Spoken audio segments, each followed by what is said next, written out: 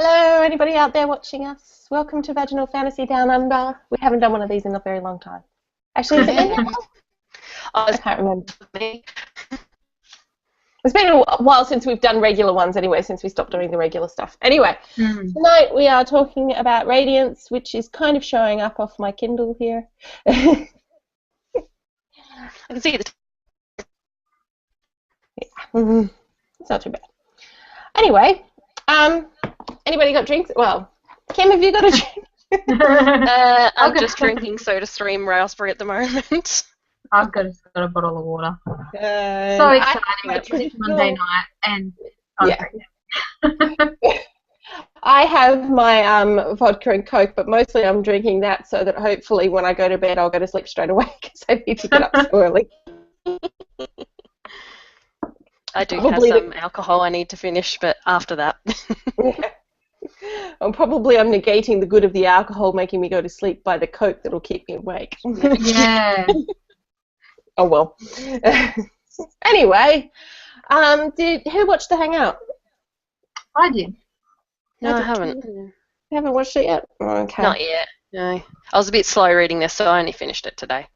I kind of really? had it I'm slow. on the computer and was doing other things at the same time, so Yeah. I may have missed things, but yeah, I watched it.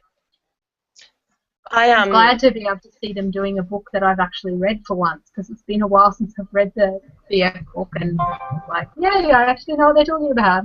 Yes, that's exactly how I felt too. I've kind of stopped watching them unless I've read it now because it's kind of weird and disorientating when you haven't read it. Yeah. Hi, Karina. Hi. Hey, we literally just started. Yeah, I have been watching the YouTube thing just to see if you had started yet. Like I had it running while I was eating. Oh, good. We're having a chat. Alrighty then. Shall we start off with what people thought? Anybody want to go first? Kirsten, Yeah, okay. go. All right. I really liked it. I was surprised. I suppose not hugely surprised because I really liked Master of Crows as well. But It's been a while since I've read a VF book, and this one was really good. Nice and easy read. I liked the main characters. The thing I liked best about it was that they started out sort of as strangers, but they became friends before the romance happened. It wasn't that thing that you see all the time where it's like we're instantly in love with each other. So I really liked that part about it. Kim? Yeah, I really enjoyed it as well. I think I really liked that it was about different from most of the romance books because they aren't even attracted to each other at the beginning. Usually it's like, oh, I saw him and blah, blah, blah, blah. And they're usually very attractive people, but they're like, you're hideous. So I liked it. It was different. And I love the characters as well. I think I enjoyed Master of Crows more. I absolutely loved Master of Crows, but I really like this one as well. Karina? I didn't read Master of Crows. So this was my first time with this author, and it's my first VF book in I had a look, it's like 18 months or something. It's been ages. I really, really enjoyed this.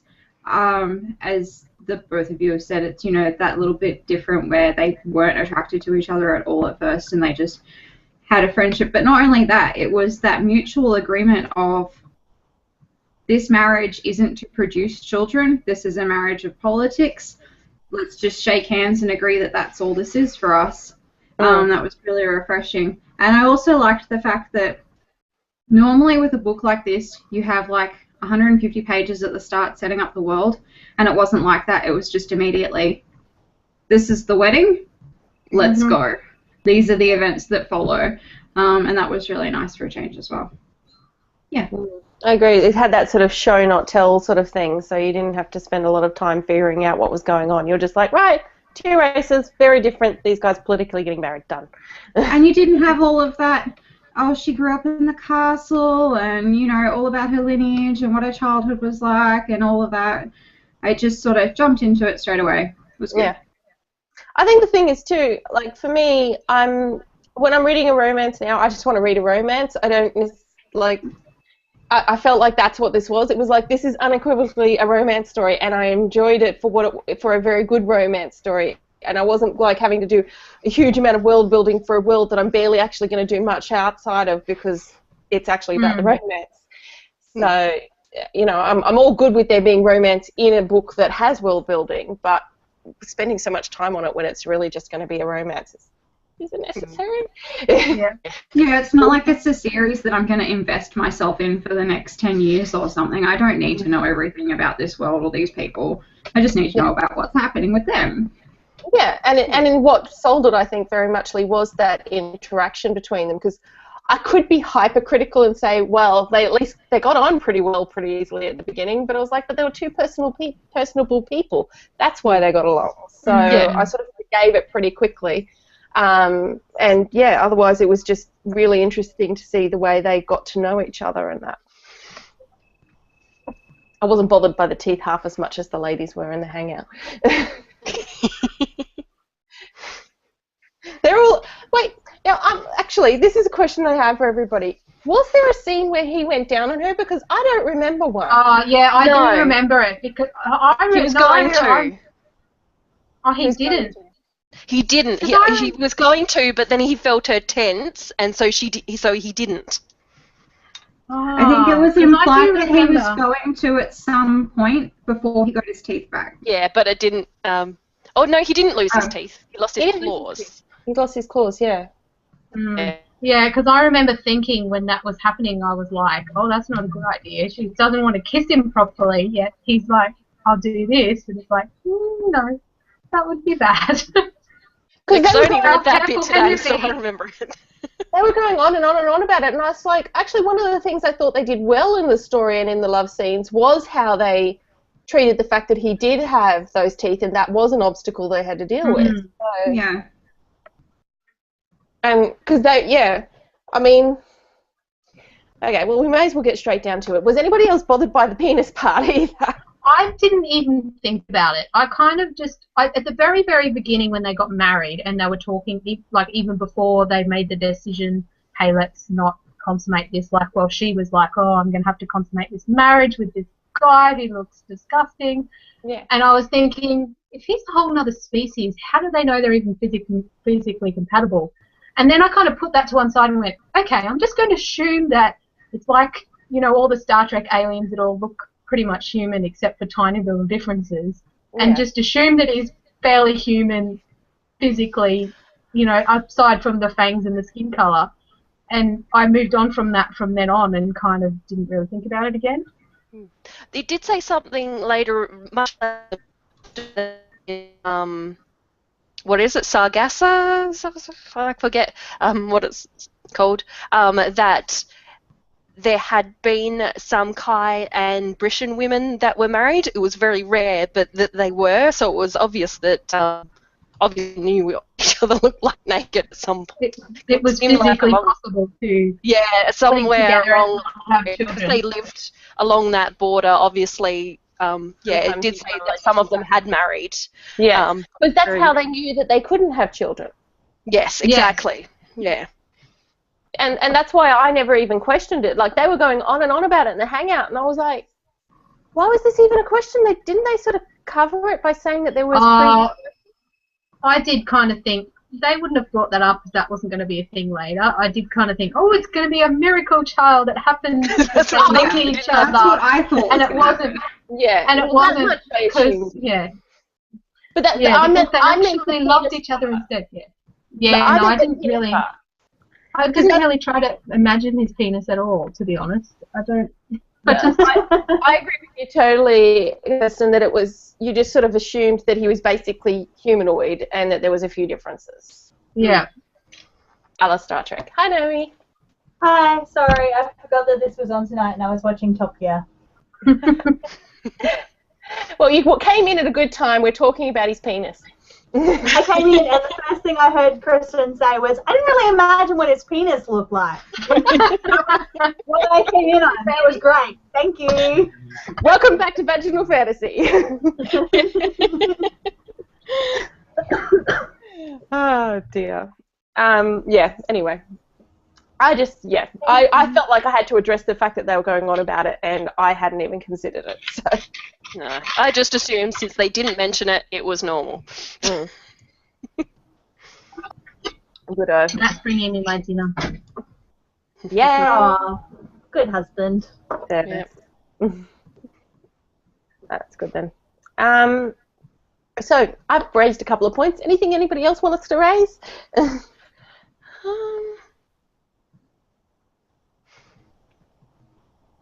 It was a very simple book. It wasn't. Yeah, it was enjoyable, but it wasn't. I think that's why it probably was enjoyable, because it wasn't overly complicated. I think the good thing about the world building is I think a lot of it was done based on what Ildiko was. So you really what she was learning about everything, so that kept it a lot simpler. What sort of explained everything that you needed to know. Yeah, but you still managed to get inside his head too, so that you understood his experience of the relationship and having someone come into his life and everything. So it was a nice balance at the same time. Because I think that's the problem when you're always in the head of the person who's discovering the world, is that you always feel like you're out of the loop. Yeah, I thought she did a really good job of that, actually, of doing that omniscient narrator thing where you actually did get to hear the thoughts of each character. Because sometimes, even though it's in the third person, you're still only hearing one character's perspective. So it was good. And it was good to kind of know that he wasn't just playing her or whatever from the beginning. Like, you knew his point of view from the beginning. Yeah. I have to say, my favourite thing was the fact that there was never a misunderstanding between them. Because, you know, like in yes, there's some sort of misunderstanding, and then there's drama and awful things happen, and then they get back together, and there was none of that. It was just them talking honestly with each other. It was fantastic. I know, those are the two things that were going through in my head, is like, please don't let them have a misunderstanding that threatens to ruin everything, and please don't let there be a baby. And it didn't have either. And I'm so happy. That's the one reason why I may not read the second one, just purely because I'm worried that there will be a baby and all of the magical stuff. And I'm like, I think I'm quite happy with where it ended if I just dropped the epilogue off. I was just going to say, I'm putting money on a baby for the next book, though. Yep. Yeah, sadly, I think there might be a baby in the next book. Although I did enjoy the fact that she's sort of gone, hey, look, two characters can have an adult relationship where they talk to one another like real people should do, and then stuff should happen. Not like everyone lies behind everyone else and like, did you know this about this? Oh, no, I'm not going to talk to that person about the thing that I heard. Like, exactly. And the fact that it was still the focus of the story. So it was the romance, the relationship was very much the focus of the story, and yet they still managed to not have any of those things. And we didn't have a ridiculous first-time virgin scene. I get really tired of that in these types of books where, you know, she's never had any experiences whatsoever, despite her age and the fact that she's, you know, been around dudes her entire life. And then it's, you know, awkward and painful, and it's not what she expected, and all of that ridiculous drama that's usually in these books. That was so... Or it's the other way around, and it's like, she's a virgin who's never ever had any experience before, and yet she has like 10 orgasms in the night, and it's like the amazing sex she's ever had. And it's like, not sure that's so realistic. But I also love the way, because like so many of these sorts of fantasy worlds have a contraceptive method that gets chucked in there. I love the way that they brought it into this story, in that it was her reason for not wanting to have sex in the future. Yeah. Because it was so bad that it wasn't worth it. It wasn't worth the sex. Yeah. Well, I suppose that's the perfect insertion into a story, because, you know, like they always bring it up because you've got to explain how this person who had sex managed not to get pregnant or something. Yeah. And they just put it in as, she's clever, Grace Straven, she's clever. I do like that it's never, he just pulled out. Like, that's just the easy solution. You don't need to come up with, like, a mystical solution for it. Yeah. But you see, the thing is that guys should never have to do that, because that's part of the way sex is supposed to work, right? You know, also, it's messy, and they'd have to describe it, and no one wants to think about it. Yeah. No, it's not as romantic. then, you know. Mm. Yeah. Well, especially for like a young adult, not, you know, like sort of Well, that's 16 true. to 18-year-old book. If you talk about pulling out as a totally legit contraceptive method, Gross. you Very can bad. imagine how many 16 to 18-year-olds would be like, but the book said that it totes work, instead of being like this mystical thing. You know what I mean? Like, that might be part of it for some of these books where they're like, well, we do this mystical thing so people don't think that it's something that would work in their world. Yeah. That's true. I hadn't thought of that. I mean, I It's understand really that bad it thing to play is with. a lot. It does make a lot more sense to be like, yeah, our contraceptive method just makes me so sick that I never want to have sex again. Because I imagine that if contraceptive made me violently ill, I'd be like, yeah, it's fine. I don't care that much. It's fine. Especially when your first sexual experience wasn't a good one. Yeah. Or she had 3 with the same guy and she still didn't think it was worth it. So Yeah, exactly. But Yeah. the one thing that did bother me though was the fact that they just like came together straight away and everything, and I was just like, yeah, no, that's just a little bit too good to be true. Well, it probably helped that they were both in a sort of similar situation where they were like royalty but not, if you know what I mean. Like, Yeah. it helped that they met in the garden and neither of them really knew who the other was, and they were like, oh god, this guy is going to be such a tool or whatever. And she was like, oh yeah, the princess, yeah, she'll probably maybe like you or whatever. You know what I mean? Like, it probably helped that from the beginning they were just like, yeah, if I don't like you, well, whatever. That's just the way it is. We have to be married because we've been told we have to be married. And if we get along, A+. And if we don't, oh well. Like, we're doing what we're told. Actually, I love. Sorry. I was cracking up laughing the whole thing where they were like, people were trying to give her advice about her wedding night, and it basically equated to lie back in England. Lie back and think of the kingdom. I was actually thinking though, although I enjoyed the romance in this, don't get me wrong, I was actually thinking I wouldn't mind a story where it was this plot point, but instead of them falling in love, they just agreed to live in mutual, you know, agreement that they're just going to get along. Like, this exact circumstances, it's a playful marriage, we're not here to have kids, let's just tell the story that happens out of that. But how many people would be interested in reading it? Apparently besides us. And You? I'm good enough. I'm good enough, damn it. Somebody write me a story. Well, I mean, it could always be sort of like that, because they were both like, so I assume you'll just have a mistress, and you know that's just the way it'll be. Like, it could be a story with that sort of understanding, like, we're married because we have to be married for our kingdoms to be friends or whatever, but we can never have children because we're not compatible. But I'm going to have this partner that I'm very much in love with, and you can have whatever partner you want to have that you're very much in love with, and we'll all be happy, and it's all A+, and we get our romance, and we get our storyline that's not romance. Well, I think he said something like, I'm okay with you having a mistress at some point, that I was sort of like, that would have actually been an interesting plot point to follow. Like, there's opportunities for both of them. She's close enough to a border that she could have somebody, a human over the line who's her consort or whatever, and he could have a mistress, and that would be an interesting plot point. Yeah, it would. I mean, Obviously, I'm glad that it didn't. I was happy for the I'm glad that the story worked out the way it did. But Yeah. it would just be a different book. It would still be interesting. I'm playing What If. yeah. If it wasn't a romance book. I was happy that it was, though. I was like, I couldn't wait for them to get together. I was. I don't know what it is about this author, but she writes characters that you just enjoy watching fall in love. I actually thought of Master enjoyed of- it. Yeah, I actually thought of Master of Crows in one scene, because I think when they're riding up to the keep, she says there's like a flock of crows that's out of the orchard, and I'm like, Master of Crows, because they had an orchard in Master of Crows. I did wonder if that was even part of the same world or something at first, and then sort of sound like it was. But yeah, that made me think of that too.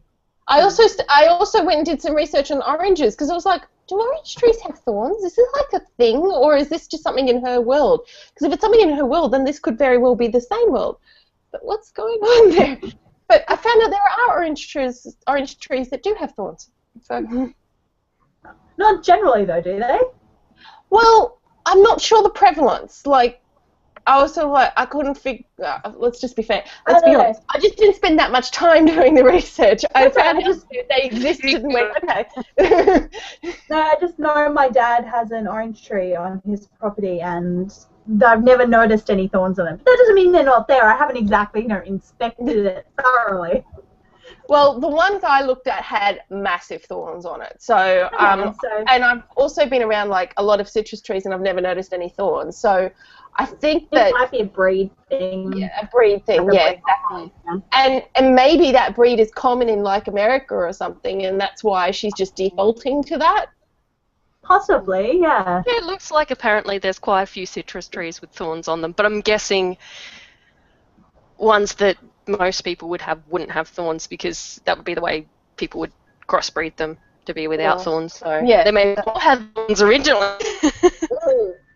Well, and that could be it too. Like, it could be something to do with like a historical aspect. Not that this needs historical accuracy; it is a complete fantasy story.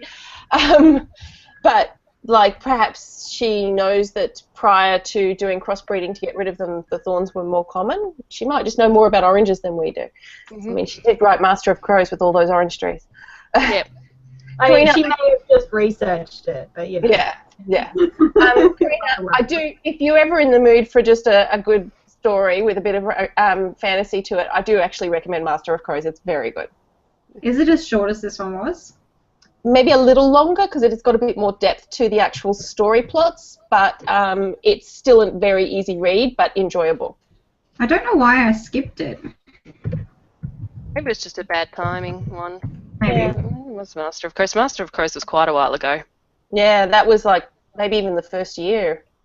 Yeah. I think it was one of the first ones that I read. I think the last time I read a vaginal fantasy was Christmas the year before last. Oh, it was 2012. It was like 3 months before I joined. That's why. I don't know if That's why. Now I'm curious.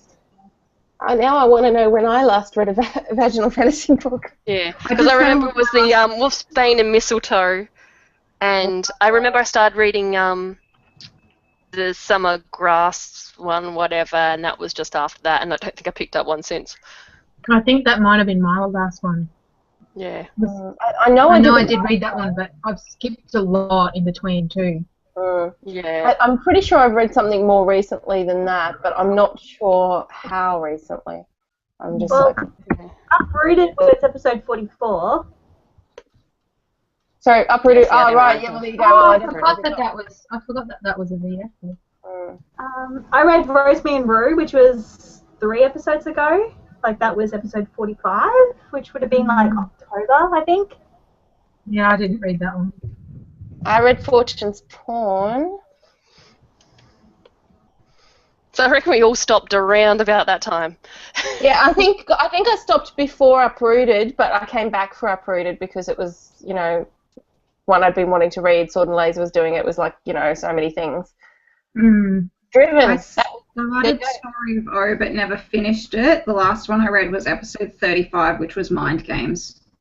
So the last one I read, which I read because it was a vaginal fantasy book, I don't count Uprooted because I was going to read it anyway, was Driven. Yeah. I think that besides Uprooted, I think that was my most recent one. Which, by the way, I do not recommend anybody else read if you didn't read it. No. I was torn on that one because it was like some parts of the story I liked, but the writing itself was so horrendous. Yeah. That it put me off the rest of it. Like, I liked the main character, but God, the writing was bad. It was bad enough that I was highlighting the parts that were making me laugh out loud because they were so bad. It was very Mad Max feel, but wasn't told well. Could have been good. Oh, well.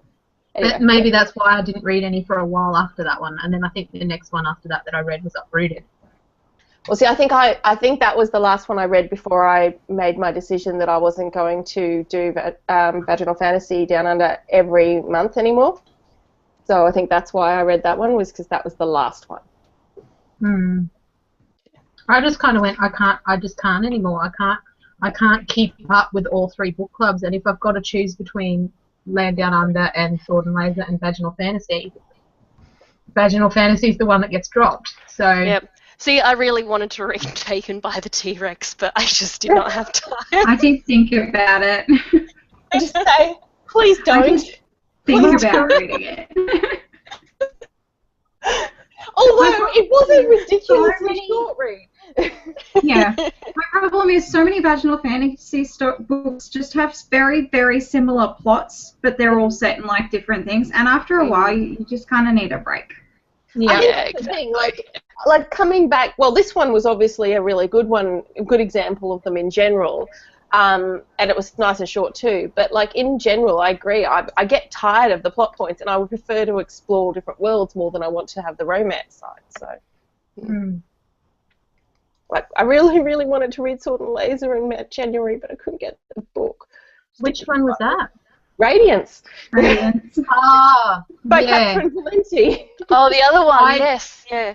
I was planning to, and I just ran out of time, and then I thought I'll catch up on the Land Down Under books to make sure I've got them done and see what happens. Master of Crows is actually slightly shorter than this one, so about the same length. It's like 20 pages less or something. Yeah, it's 276 pages, and this was 290 something.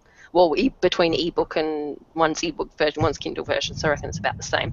297 this one was, and 276 Master of Crows was. I remember it wasn't that long, but it was good.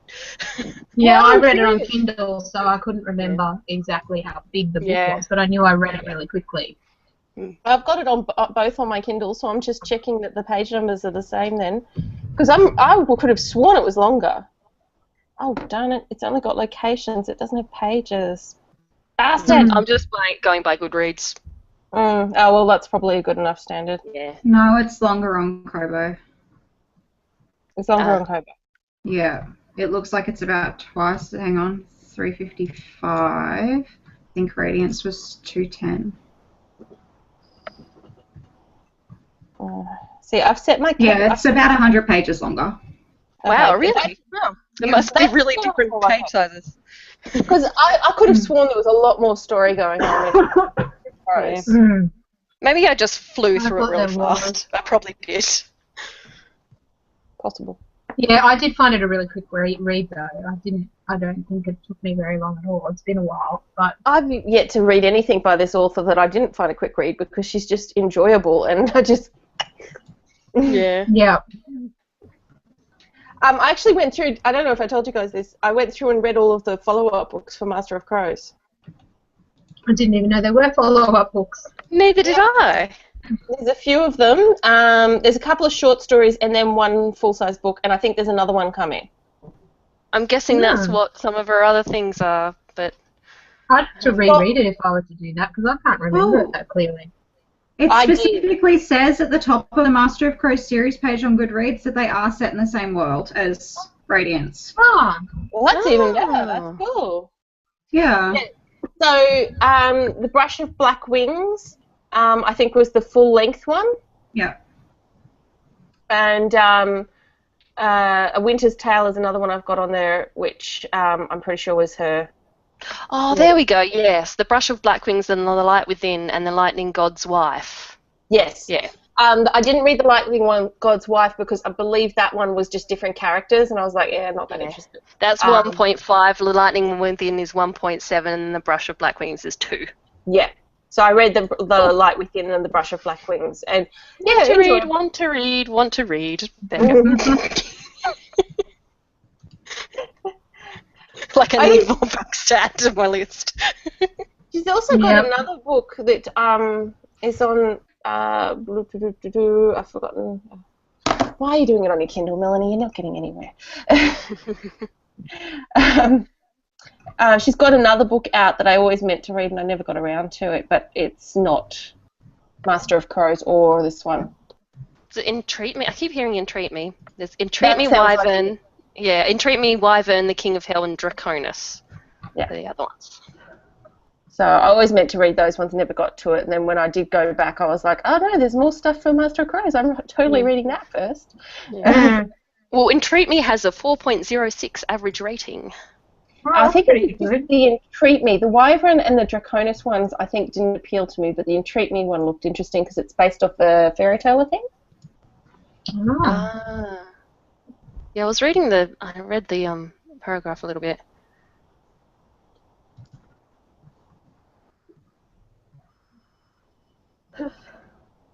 Yeah. Anyway, sounds like a kind of story normal sort of thing. Whereas the other ones have sort of more of a vibe of like just a, male on the front, typical romance type one. Which is not what I read it for. I just love the fact that probably Vaginal Fantasy has made such a massive difference to this author and her sales. Yes, because wasn't Master of Crows, I don't think anyone pretty much like heard of it. It was like the only book that I know of. Like I didn't even see the rest that was out because like those King of Hell and Draconis were it says published 2005 and my version is 2007. I didn't see any of those when I went on Master of Crows. No. So. When Entreat Me was coming out, when we read Master of Crows, nothing else was there except for the Draconis one and that sort of stuff. And I was like, it'll look good, but I'll wait for this other one. And then never got to it. Well, the other three, those three that were released before don't have as good ratings, but that's not... Ratings can be weird anyway. And they've still got like 3 point something. Well, the thing is, you can have a book that's got a 5-star rating and only 2 people have rated it. And you always got to look at how many people have read it, and also don't assume because it's under 4 stars that means it's bad. It's bad because you've got to remember that 3 stars is technically it's good. Yeah, 3 stars is a good rating for me. So it depends who's rating it. Those ones have only got like 100-something reviews, whereas Master of Crows has got 6,000 something. Yeah.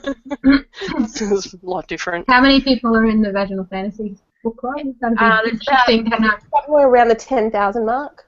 Yeah, it'd be interesting how many of the people that read it are actually in the book club. It's actually close to 16,000 now. Wow. Yeah. Yeah. It grows, grows. It just takes like one friend being like, you should read this book, and then passing it on to someone else, not necessarily in the book club. Like, I can imagine for like an independently published author like her, having such a big book club pick up the book just must be an explosion of sales for her. So it's really good. I like to think that the dream is possible for some people. Yeah. Wool guy. What's his name? Oh, Hugh Howey. Yeah. Like he went big time too. So. Yeah, because his was just like 5 self-published single things to make up Wool, and then all of a sudden, woof. Yep. And it was so popular that he was able to negotiate a deal for publishing his book that nobody else had ever been able to do before, in that he still continued to own the rights of the independent publishing of the ebook, and it was only the physical publishing that that the publishing company owned. I was like, no one's ever done that before. Yeah. Even Andy Weir, who did The Martian, didn't manage that because he published The Martian by himself first, and then somebody else picked it up and they took all the rights. But I suppose if someone hasn't picked, like if you're not getting a bunch of sales, but someone comes to you and say, I will pay you big pile of money to have rights to publish your book, if you're a struggling author who's trying to get the second book off the ground, you're going to be like, yes, please, I will take your pile of money so I can write more books now. And not just that, but publishing companies have also got the ability to put your book out there in a way that you probably would have trouble doing yourself as well. So there's that advantage. They've got the facilities to like advertise and put it in places where you wouldn't necessarily have the power to.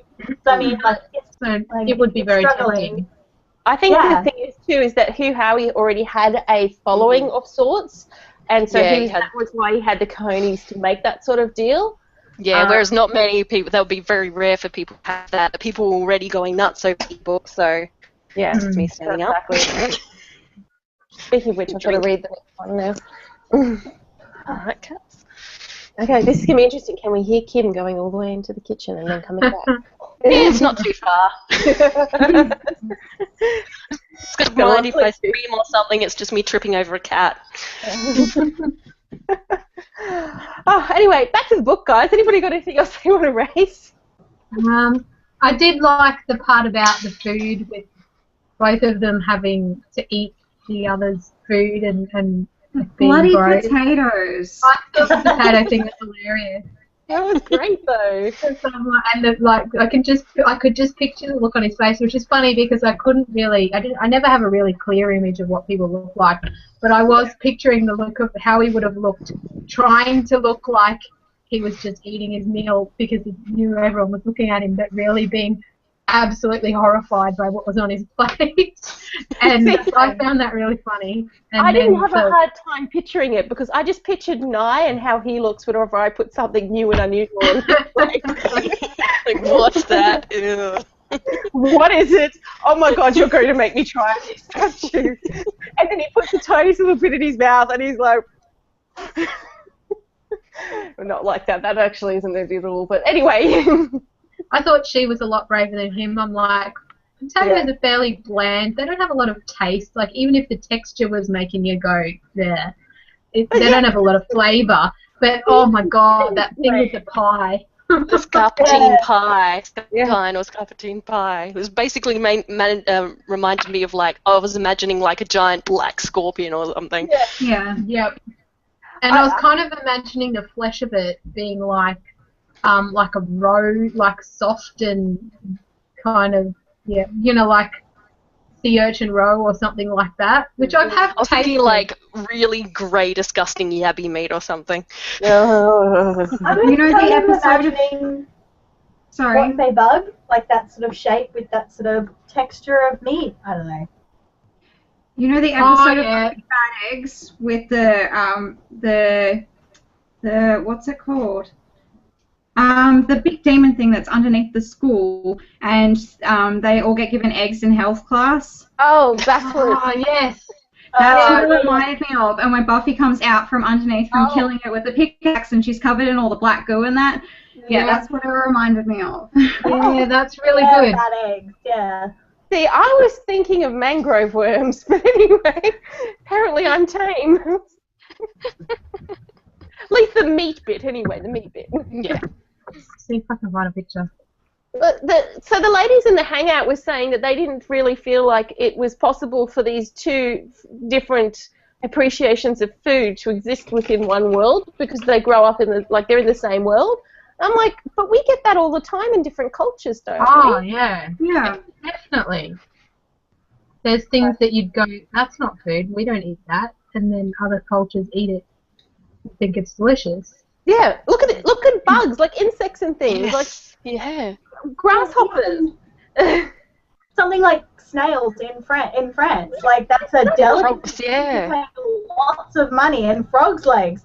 But a lot of people would be like, "What the hell are you doing, taking stuff from my garden and trying to serve it to me?" Like, yeah, exactly. Unless you're brought up with that kind of food, like and they're only awake at night, like that's their day, so they're going to eat foods and that sort of thing that are active or that they can get at that time. Like they were saying that.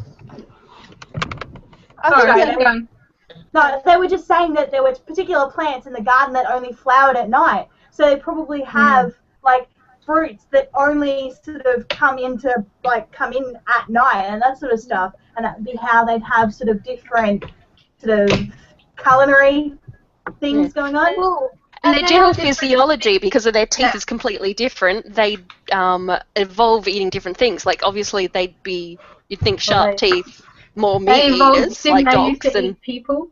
Yes, they hate humans.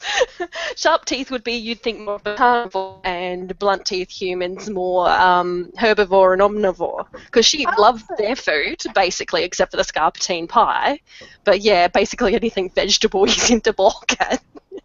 I also think that makes sense. Oh, and that was the other thing. They forgot about the fact that she liked lots of their food, and it was just the pie that she didn't like.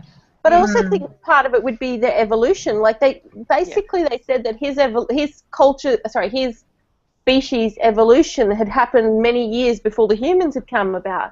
And I think when you've evolved and you've been around for longer with different types of animals and fruits and things around, your palate would be different. So Well, they're different species, so their taste buds would be different, and they probably, like, it probably actually does taste completely different to each other, you know? Like, how it actually tastes to them doesn't taste the same to the other person. But then that can happen even with humans. Like, I can't eat coriander. To me, coriander is That the one, most yeah, horrible coriander too. There's like people ever. like it and then people loathe it. It tastes But- completely different to different people. To me, it tastes like dish soap, and I'm sure to people who like it, it doesn't taste like dish soap. yeah, But I was looking it up, and it's like it's a genetic thing that, you know, certain people taste it in that way, and the people who don't like it, like, there's lots of people that say it tastes like soap. yeah. So obviously, and that's just a genetic difference between humans. So if you've got a whole other species, you can imagine that food would taste different. So maybe potatoes are really horrific if you're. What was Well, their the other species thing- again? The other thing that they complained about was they thought that potatoes were a poor choice to use, and that she should have used something like okra or what was the other? Who eats Brussels sprouts. Brussels, who likes Brussels sprouts Who likes okra? Okra's with disgusting. butter and stuff? And that was what I thought was they'd missed the point, because I was like, no, the point was is that humans like it, that most humans like it, and that's what Exactly. A, potato It's because so most common. people like it, and B, because we can relate to it as the reader. Yeah. So yeah, I thought it was. And potatoes have not that much to sell, so just to think it tastes like eating dirt out the ground's pretty. I'd consider that. I could imagine that. Yeah, Yeah. I definitely can see that. If they'd sort of suggested another root vegetable, I might have understood why they were suggesting it. Like if they said parsnips or something. Yeah, but I think potato is bland enough that Yeah. I think it's a very good choice if they were going to do something like that. Yeah. Parsnips, I haven't had paste potato. So, yeah. Anyway, that's food. I'm really glad See, I don't I think celery tastes like dish soap to me. Yes. Oh, really? I wonder, Yeah. actually, I have a feeling that it's in the same plant family. Yeah, I'm probably. going to Google that. I can't eat tomatoes, and I love them because of the acid. And so I never question when somebody tells me whatever reason they have for not liking something, because people don't believe me, and I'm like, it makes my teeth feel like they're falling out. I swear to God. I feel like I can't eat fresh pineapple for the same reason. I like the taste of it, but it does something to my mouth and makes it like feel like acid in my mouth. And yet That's tin actually pineapple really doesn't common. do it. With pineapple, it's the enzyme in it breaking down on your tongue. It's really common. Yeah, and yet I don't fully know what they allergic to do. it, but it is the enzyme. I don't know what they do to it in the tin though, because it doesn't do that if I eat tin pineapple. I never have that with the tin pineapple.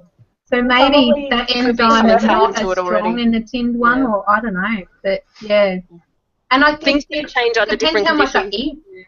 If I eat a Yeah. little bit, it's like, oh yeah, it's okay. But then if I eat more, and because I do actually like it, I'll go and like eat too much, and then it'll be like, no, my mouth is sore. See, I'm lucky because I can eat the tomatoes as long as they're cooked. Yes, I can't eat, but I get an allergic reaction to bananas, sometimes almonds, but if they're cooked, absolutely fine. It just changes the chemistry. changes it. So yeah. And see, Mum thought I was crazy that I couldn't eat bananas. They made my mouth really itchy. I just get an histamine response. And then Mum was making a smoothie at my brother's house. And he goes, what do you put it in? And she's like, oh, this, and banana. He goes, I can't eat bananas. They make my mouth really itchy. And I went, see, I told you. It's real. That's actually a common one. That's quite common. Yeah. But it's not a latex allergy. It's a completely different allergy. So Yeah. Well, mine's this is not an like allergy. bananas have got two different allergies. Mine's not an allergy. I just tell people it's an allergy because it's easier than trying to explain. I'm sorry, it makes my teeth feel like they're falling out. Yeah. Yeah, I'm always tempted to tell people that I'm allergic to coriander because people seem to think, oh, just put a little bit on and you won't notice it. And it's like, no, if I put a little bit of like dishwashing liquid on your food, you would notice it. Yeah. Yeah. Well, my mum can't eat tomato because it makes her diverticulitis flare up, like because it's so acidic, it upsets her stomach and stuff. So it is a legit thing. Like saying that you're allergic to it or you can't eat it is a normal thing. Like a lot of people find they can't eat tomato because it plays up with like diverticulitis and like gastrointestinal stuff. I think gout and stuff that tomatoes bad for. Yeah. It drives me crazy because you go to so many places and you want to order a salad and you get it and it's just piled with tomato. And I can pick around it because I'm not actually allergic to it, but it's like you lose half the salad because they put that much tomato in it. Yeah, my problem is like... Which some people would absolutely love. Yeah, I love tomato. I used to eat them like apples when I was a kid because we used to grow them and they tasted so much better, like home-grown than from the shops. And yeah, but you know, the thing that annoys me is when they don't put it on the menu. Like if they put in the menu that it has coriander, I just don't order it. I don't like to be the picky customer that goes, oh, can you make this but do that but change this, because I just don't. I prefer not to do that. But when they don't even tell you that it's on there in the menu, it's like, well, that. And it's because it's a herb, they're less likely to list it too. So. Yeah. But you'd think, considering that so many people have this dislike for it because of the way it tastes, that they'd actually mention it or just not include it at all. No, but it's not. I know people who have nut allergies, and then they'll order something and it'd be like, oh no, it actually has nuts in it, and that wasn't on the menu. And it's like, well, heaps of people have nut allergies, and usually the people that have nut allergies, it's a really serious allergy, like they could die if they eat it. Yeah. And yet you still have restaurants that list it, but don't bother listing it and don't mention that it's got nuts in it. Given the number of problems people have with allergies, etc., nowadays, they really should just list what's in there. Yeah, they probably don't. I do, and that's what I love. I love menus that would tell me what's in something, especially if you go somewhere like, what the hell is that thing? Oh, that sounds nice. I'll order it. Because I always feel bad for the poor waitress when you're going, could you just tell me like if this is in this? And then half the time they go, oh, I'll just go and check with the kitchen and come back. And you're like, oh, before you go, could you just check the same thing for this, this, and this, just in case it does have it? Yeah, surely one of them will be free of the thing I can't eat. Yeah. It's just like take the menu, mark everything that has this in it, and then bring it back. At the moment, I feel like it's just insane. Like, I try to go to a restaurant and every bloody thing on the menu has something I'm not allowed to eat. And it just makes me so cranky. And I didn't worry about it so much when I was pregnant with Xander. This time around, I'm like, I've had enough of this shit. I got really cranky the other day at work because, like, they'd ordered a lunch for us and it was, like, bread rolls with salad and ham on it. And I went, I can't eat ham. And they said, oh, well, we'll get you one with cold chicken on it. And I said, I can't eat cold chicken. I can't eat any cold meat. Like, have I not told you this 25,000 times? I can't eat cold meat. Yeah, I had a little rant on Facebook about it because I was really pissed off. And then the next day it was something else. That was why I got pissed off, because it was like one day I told them, like, I can't eat this, this, this, and this. And then the next day it was something else.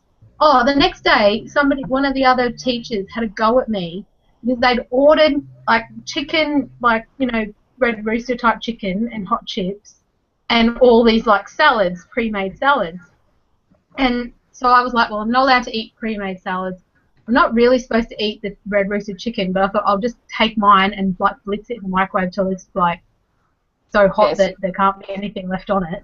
And I'll just eat the chicken and the chips and then it'll be fine. And then I sat down to eat and this lady had a go at me about how unhealthy I was for not eating any of the salads. And I was like, I can't fucking eat the fucking salad. It's like, have you been pregnant in the last 2 decades at all? Do you not understand being pregnant? Because, yeah, when my workmate was pregnant, all the things she could listed she couldn't eat. Yeah. She didn't, like, I mean, she was sort of, you know, in my mum's age bracket. So I could understand she didn't know about the not eating salads thing because that wasn't really a thing when she was young. But, like, who has a go at somebody for what they're eating anyway and goes, oh, you're not very healthy because you're not having salad? What if it was just a day where you felt like having chicken and chips? Yeah. Like, you don't have to have salad every single day to be healthy. Like, you can just have chicken and chips. But even if I wasn't, even if I was eating junk every day, is that any of her business really? But exactly. That's fair. Unless she is, like, your husband, maybe, or your doctor. they're only the only real two people that get to have a say on maybe you want to eat a bit healthier. I'm pretty sure Matt would have a second think before he said That's why I said husband, maybe, and doctor. And that would be about it. Like, they're the only two people that may, like, the husband maybe, but doctor definitely gets to have an opinion about whether or not you should be eating healthy. And that's it. Yeah. If you're not one of those people, you can shut your pie hole. Even watching Kyla on Twitter, and when she's talking about how her doctor was talking about how she was eating, I was just like, whoa, that's a bit scary. Don't say anything to Kyla, that might upset her.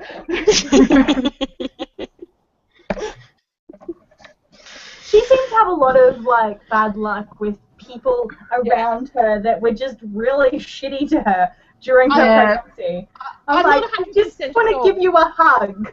Like, I'm not 100% sure, but I also think that she sort of, because she's a bit of a comedian, that she might actually blow it up a little bit too for effect. Yeah, but then some of the stuff that she said, like that the midwife had said to her, I was like, oh my god, that's, you know, but it does happen a lot, all that, you know, shaming people because they don't breastfeed and all that crap. Oh yeah, my sister-in-law got that something chronic and she couldn't breastfeed, and she got it something chronic from all the nurses until she got an older nurse who said, don't worry about it, don't listen to them. But every single young nurse, she counted a lot of young nurses because they live out in the country, and all of them did it to her, and she was so stressed, she was crying. And she just had a little baby, and he was like, what was it? She ended up in ICU after her delivery because she'd lost too much blood, and the nurse hadn't got the doctor soon enough, so she went in to have a C-section, and then she ended up in the ICU, and then his temperature was too low, and they're like, keep all these charts, measure his body temperature every 5 seconds, and she was just so stressed, and she couldn't breastfeed, and everyone was like, no, you have to do it, and then eventually she got a nurse. He's fine. Stop stressing. Don't let them stress you out. She's fine. Even I Fucking Love Science did it the other day. They did a post about how many lives could be saved across the world if more women breastfed. And I was like, could you put a preference in there that, you know, some women can't? Just like when you're doing your immunisation one, you acknowledge the fact that there are people who can't get immunised, and that's one of the reasons why it's so important. Couldn't you have put something in there that was sort of acknowledging that not every woman can? Exactly. Well, I mean, especially I was just going to say, in those countries where they don't have access to clean water, it's like, well, that would be a good choice to breastfeed your child because at least they're getting clean breast milk. But it's like, but if you can't get water, that's the biggest thing you've got to do to get your milk going is to drink shitloads of water. And if you've got to walk 20 miles to go and get a thing of water that you've got to carry back to your, you know, that... Yeah. Well, that was one, like, she was addressing that. Like, they definitely addressed that side of things in terms of this is one of the reasons is because of cleanliness of water, but they didn't address that they have to get water for themselves and what that might entail. But they also, so half the article was on Western culture and what they should be doing to be able to save more lives too, and with the breastfeeding thing. And I was like, pretty sure a good portion of the Western world knows that nowadays, and that for those who don't, it's not by choice. Yeah. And even, you know, sorry, what were you going to say? No, that's okay. I was just going to say my mum couldn't breastfeed either myself or my brother because we have different antibodies. You know how they do? Oh, yeah, the Rh negative or whatever it is. Yeah. Both my brother and I have opposite antibodies to what my mum has, so we couldn't have her breast milk because it would make us very, very sick. Yeah. Like, it wasn't a choice for her. Like, she tried with me, and I had to go back to, like, I had to stay in hospital longer, and she was like, well, the antibodies are the same with him, why would I try again? So she, like, neither of us ever got breastfed because of it. And that's not an unusual thing. Like, a lot of mothers... Oh, no. Like, even, like, mothers who even have milk come in can't always breastfeed because of reasons like that their child just can't have their milk. Yeah. And that happens. Yeah. But I have a friend who chose not to breastfeed as well, and like that's legitimate. That's fine too. You have to have your own sanity, and if for her it was just too much for her, and Because she was No really point young when she had her kids. She was like 17 when she had her first baby. So, you know, she just couldn't manage that. And is that such a horrible thing? Like, Yeah. her No, child, exactly. Mums her do well child as got the well. top If there's of mums, yeah, if she mum's graduated. that's making you sick, then there's no point. You may as well do formula and have mum be well. Yeah. Yeah. Do all the rest of the stuff that you need to do. Yeah. Yeah, like, if breastfeeding is going to make you not feel great for any reason, there's no point doing it, because if you're not feeling great breastfeeding, you're not going to feel great to do all the rest of the stuff. And we've gotten really off track tonight. Yeah. You know, it's kind of funny for a book that had no children in it. We've talked about a lot of that babies. Yeah, that was probably my fault. Sorry. Okay, these things happen. No problem. This would not be started us out- if we didn't go off topic majorly. It started Yeah, exactly, out because I was it's talking of, see, I did have good intentions. I started talking about the food in the book. Then we got started food, talking that's about food that we couldn't eat in real life, and that's how we got onto that topic. Yes. So I did At actually least mean well. there was a step. Like, it wasn't like we just started talking about babies. Like, we went from food in the book to food we can't eat to talking about what Kirsten can't eat because she's pregnant. And, yeah, see, it was a path. It made sense. No, there's a logic behind it all. I just thought it was hilarious, that's all. Because it's us. It's always us. Yeah. Okay, I have another book topic. What did you guys think of the neighbour guy and what was going to happen there? Because I was kind of either expecting him to make a move on her and then the husband to catch them together and get the wrong idea, or for That's where him I to thought get the misunderstanding jealous, came from. or for the other guy to get shitty because he got rejected and then turn nasty. Like, I was expecting something bad to happen because of the neighbour. Yeah. And then nothing really did, and it was like, I was actually really happy. Like, I suppose these are all things that authors throw in to make it dramatic and go, well, it has to be an interesting story. But I was actually really happy that none of that shit happened. Oh, so was I. It would have been one of those Bonnie Burton throw the book across the room moments because I expect more. I expect more from Grace Draven. But stemming out of that, I wonder, though, if one of the reasons why we're liking this is because the bad guys are the bad guys and the good guys are the good guys, and things seem fairly clear-cut. For now. But yes, For now, I imagine for so. now. It looks like the second book's goes in a different direction. Well, considering the epilogue, and I read the thing for the next book as well. The blurb for the next book. But like, just based on this book alone, Good woman. is it perhaps that we've gotten so used to books which have, you know, grey characters or deceptive characters and things like that, and we've gotten so used to that it's sort of almost a novelty now to read a book which has got clear black and white.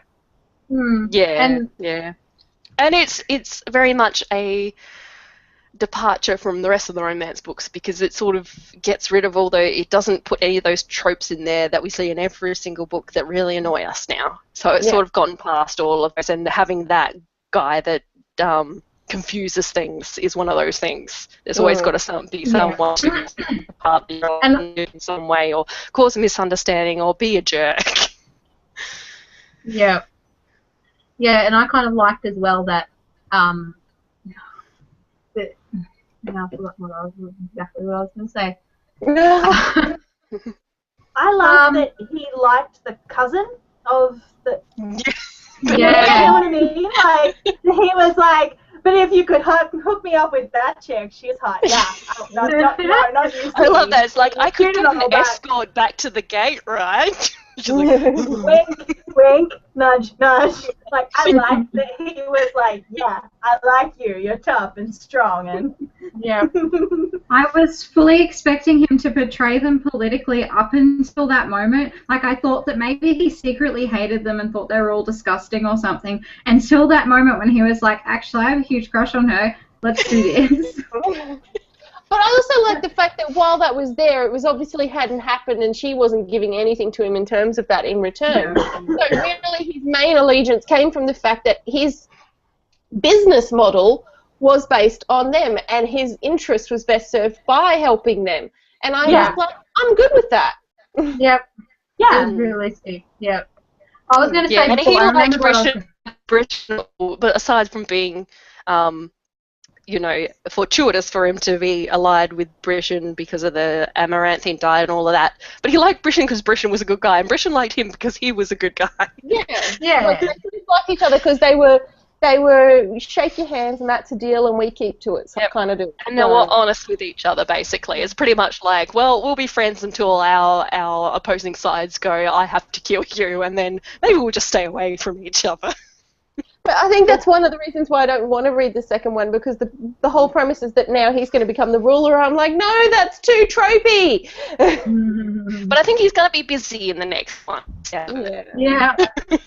Because I really do like this author, I probably will read it eventually just because I like her. But I'm sort of like, I love to go this way. Please let's go that way. I'm kind of disappointed that Brishan doesn't get to kill his mother, though. Oh, Or yeah. no one gets to kill his mother because his mother's dead. Especially after she came on to him, she really needed to die. Oh, that was Oh, sick. that was bad. Yeah. Just as soon as I read it, I'm like, oh, please no, just keep stop going. Go talking. away. Just stop talking and go away. But then at the end, you realise she probably just wanted to kill him anyway, so... I could totally see it being like, is it the Black Widow spider that does, Yeah. Oh, yeah. kill you? Make with you and then kill you, eat you. Pretty much. That's what I sort of felt like it was going to be. But do you think? Sorry. Do you think I don't know whether she would do it, but I'll tell you what. Right before she basically propositioned him, she gave him his withered eye. So Oh, yeah. Everyone knew what was in that box, right? Yeah. which I was- just made me think that the whole thing was actually her running it in the background anyway. I was so glad that all that happened off screen too, because I Oh, don't God, like. It was bad enough seeing the aftermath, but I'm so glad we didn't actually have to be, getting we the just description of the torture, because I don't think I could have handled that.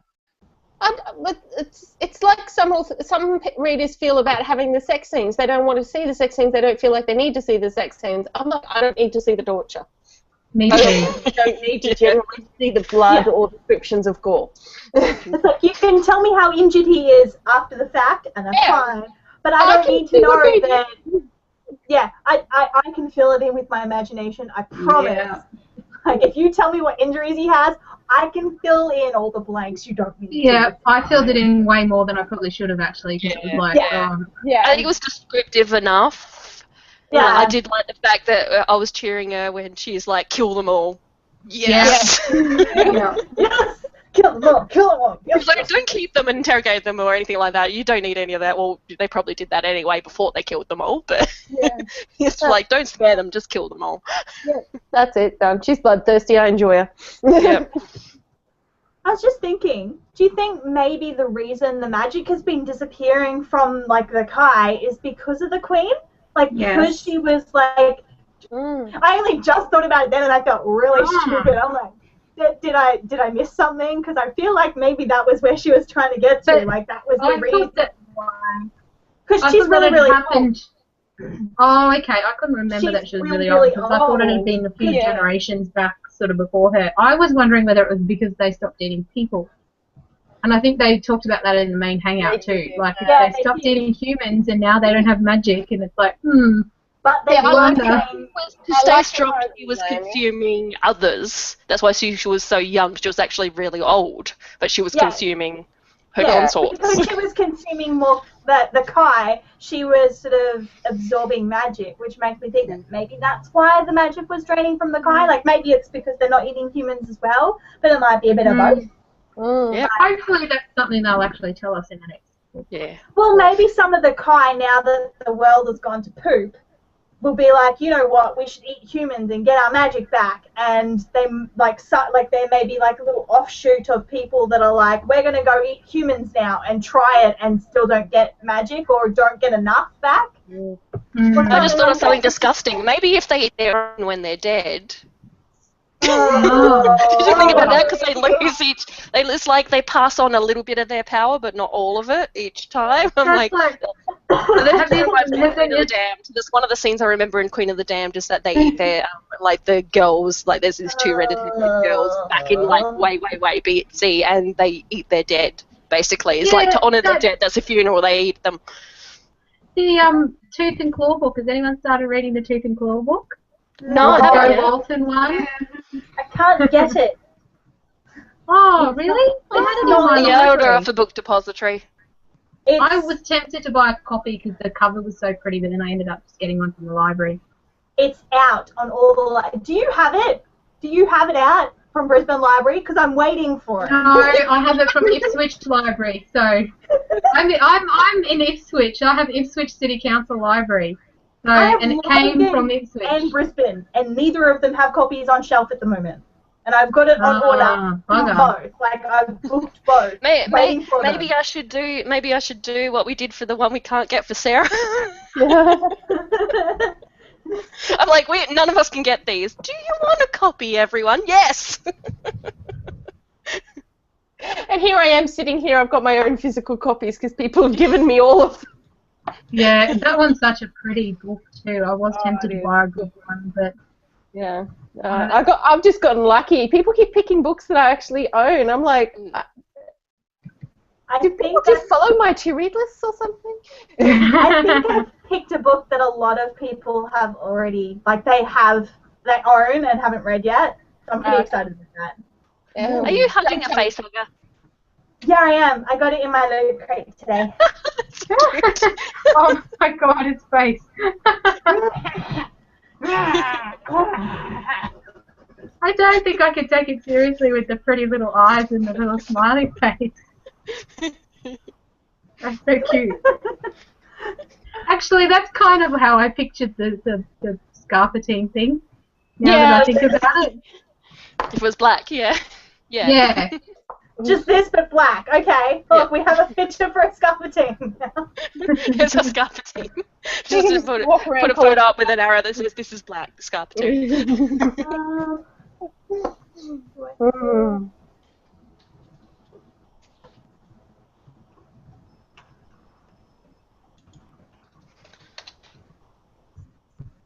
Room goes quiet. Yeah. Sorry. I was just going for garbage. I don't have to apologise. No, that's right. Yeah, there's like 5 people in the group who own it, and Liv is the only one that's currently read it. So that's, well, wait, no, 2 people own it, and 2 people have marked it as to read, and Liv has read it. Do I own it? Yeah, you do.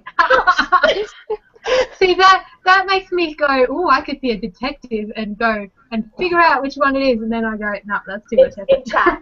No, you just told me what it is. It's in chat. It's not a secret. Yeah. Oh, I don't want people to read it before then. I probably wouldn't have anyway. It's not high. No, if it's coming up, I won't read it. Yeah. No. I mean, like, if you didn't know it was coming up, you might have read it. But that one is one that I think I just picked up because it was cheap or free or something at some point, and so I just quickly marked it as own to read. So, because I try to keep my list up to date because of the what's names? Book exchanges. Yeah. So now when I buy a book, I immediately mark it as purchased, so that, or somebody gives me a book, so that nobody sort of thinks, oh, you want to read this and you haven't read it. Yeah, that's what I did when I went to Morwell and went to that book sale where everything was $6 per book, no matter what it was. I just turned them all over and got the Goodreads scanner and scanned everything. Is it on my read list? Yes. Okay, I'll get that one. No, that's what I love about Goodreads. My mum wants to, because she has an author that she buys like all the books from, and she usually keeps like a database of them so that she knows which ones she owns and not.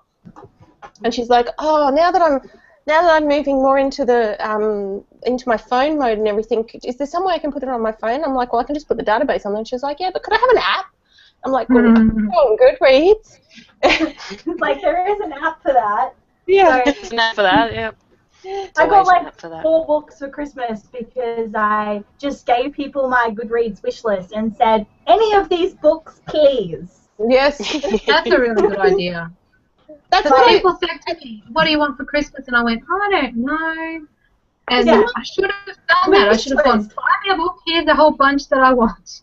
Yeah, because then you don't know what you're going to get, but you still have a list. Like, they still sort of have an idea of what to get you. Yeah, But you I know do what hate you want, saying but you to don't people. say, I want this particular thing. Yeah. Yeah. My problem is, though, is that my family refuses to buy me books because they know how many I own and haven't read. And they're like, And I'm they not going to buy books. It means nothing. I'm like, it means everything. You don't understand.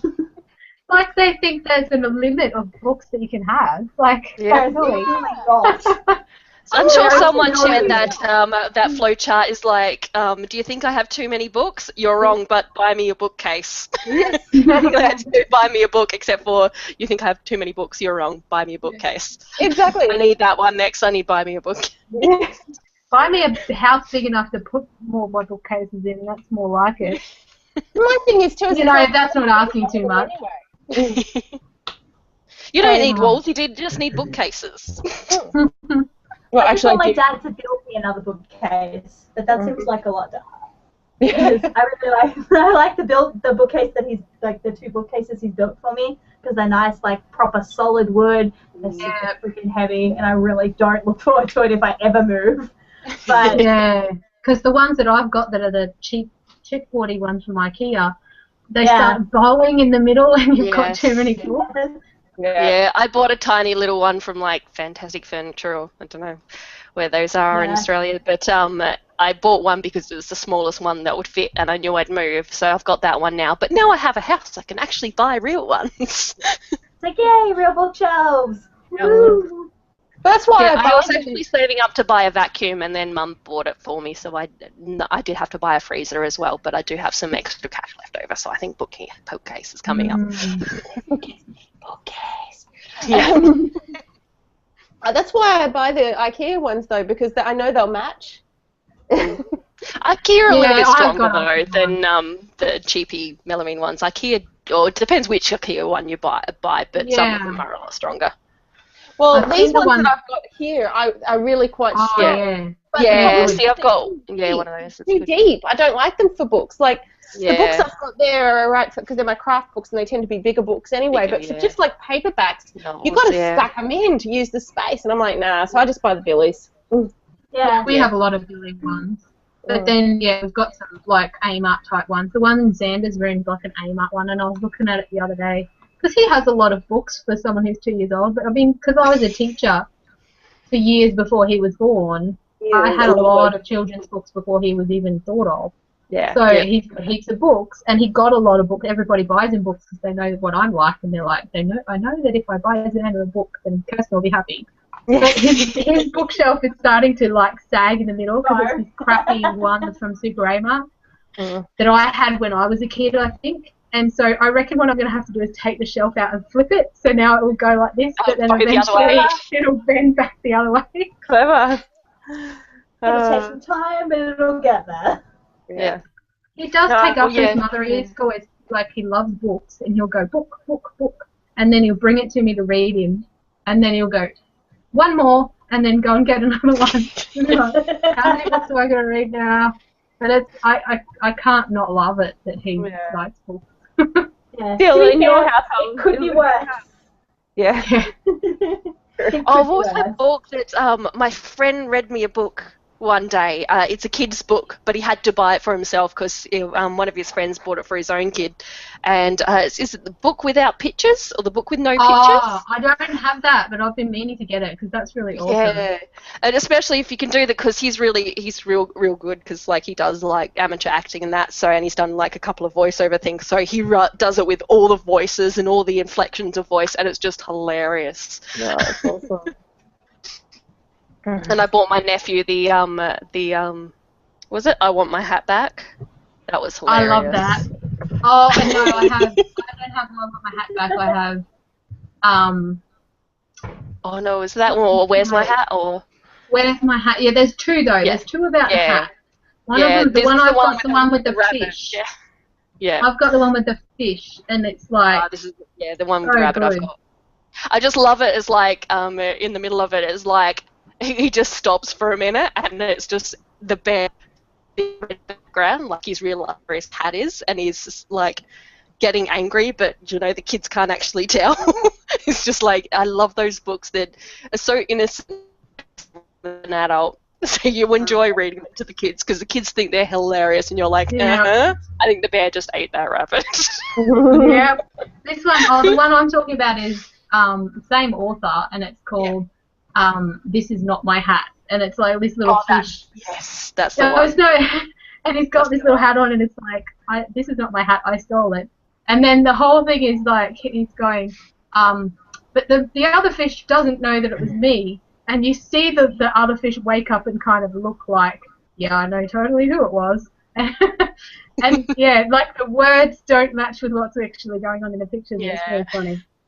That's a really good lesson, actually. That's awesome. Yeah, but I think also when I was reading some reviews of the I Want My Hat Back, and it's like kids think it's hilarious. Like some adults are like, I don't know if this is appropriate for kids. This isn't a very good message, but kids absolutely love it. It's like they're It's like the people poo book. underestimate kids. Really hilarious. It's like the poo book. It's like, why would this book about poo be good? But oh my god, the kids love kids it. love poo. Which poo book are you talking about? The one where it's There's a all- lot of them. Oh, the little mole who knew it was none of his business. I love that book. I just know of it as the poo book because when I went through uni, they were talking about how you could, like, we were actually doing it in science class and how you could use that as a lesson on poo. How brilliant it was. Because it's a play on that, like that classic, like, Are You My Mother kind of book. And instead of saying, are you my mother, every time he's like, did you do this on my head? No, I do it like this. Yeah. Whatever works. Awesome. Cool science. My copy of that is like falling to pieces and disgusting because I took it to school and it was the one that all the kids wanted to read all the time. Like I took a lot of my books to school for the kids to read in class, and yeah, that one kind of hasn't survived very well because everybody wanted it. Kids love books about poo. Amazing. All right, guys, I'm actually going to wrap us up. I hate to do it, but I need to go to bed. This is what sucks about having to work early in the morning. I have to do hang up early. I did tell myself I was going to go to bed earlier tonight. I've been staying up way too late. I bought a new scanner and I've been scanning all old photos. Like I found like boxes and boxes of baby photos of me and even like photos from my parents' wedding and all sorts of stuff that I've been scanning. But it takes forever. And I've been scanning negatives, which is really cool because I don't know what's on them. And it's really hard to sort of see what's on them if you hold them up to the light. So I've just been scanning them, and then when they come up, it's like, oh, that's what that was a photo of. And so it's like 11:30, 12 o'clock at night, and I'm going, I'll just scan one more. I'll just do one more. Yeah, that's cool. I found negatives in the bottom of a wardrobe we pulled out when I moved in here, so I actually had a few photos of like the house when it was like years and years ago, like 30 years ago. I've got photos of a couple of photo negatives of the house. Wow. Yeah, like one in the mantelpiece in the other room, and another one of the backyard, which had a pool in it, and it looked completely different. Wow, that's really cool. That is really cool. All right, guys. So for those of you who are coming, I'll see you in a couple of weeks for I've forgotten this name already, but the Joe Walton. Thank you. Yes, there, beautiful cover. Yes. All right. See you guys. Okay, right. Thanks for coming. Bye. Bye.